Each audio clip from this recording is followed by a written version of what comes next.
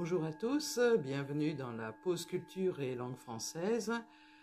Aujourd'hui, nous allons parler de la signification du nom Covid-19.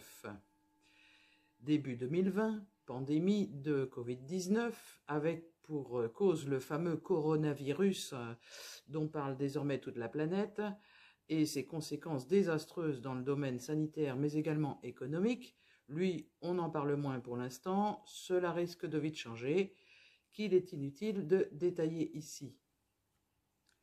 Mais d'où vient ce nom de Covid-19? Quelle différence avec le terme coronavirus? Pour commencer, Covid-19, nom de la maladie, est l'acronyme de Coronavirus Disease 2019, disease égale maladie en anglais, nom déterminé officiellement par l'OMS, c'est l'Organisation mondiale de la santé, le 11 février 2020, après avoir eu un nom provisoire, 2019-3-CoV, C majuscule O-V en minuscule. Le virus, à savoir l'agent étiologique, en est le SRAS-CoV-2, coronavirus 2, raison pour laquelle on peut entendre parler actuellement du célèbre SRAS, S-R-A-S, qui signifie syndrome respiratoire aigu sévère, qui avait contaminé plus de 8000 personnes en 2003, surtout en Asie, et fut fatal à presque 800.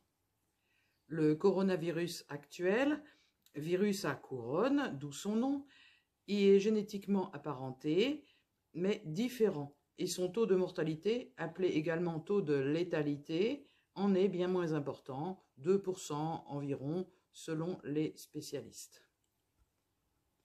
Les virus et les maladies associées ne portent donc pas les mêmes noms. Ce n'est pas une nouveauté, mais il est bon de le préciser. Les dénominations des virus sont choisies par le Comité international de taxonomie des virus, ICTV, composé d'experts virologistes, en fonction de leur structure génétique pour faciliter la mise au point des tests de vaccins, diagnostics et médicaments. Les dénominations des maladies sont choisies en revanche par l'Organisation mondiale de la santé, OMS, dans le cadre des classifications mondiales des maladies, CIM, en utilisant des termes simples à retenir et à prononcer dans un maximum de langues, afin de faciliter les divers échanges et la communication générale les concernant.